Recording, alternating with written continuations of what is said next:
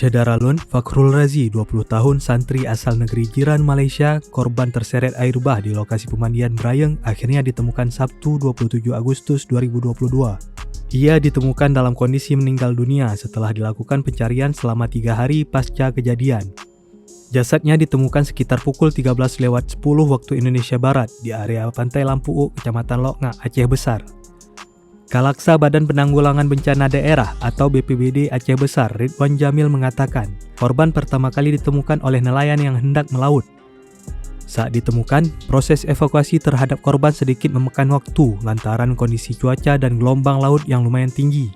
Saat ini, korban sudah dievakuasi ke Dayah Raudatul Quran Al-Aziziyah dengan menggunakan ambulans PMI. Keluarga korban sendiri saat ini sudah berada di dayah tersebut.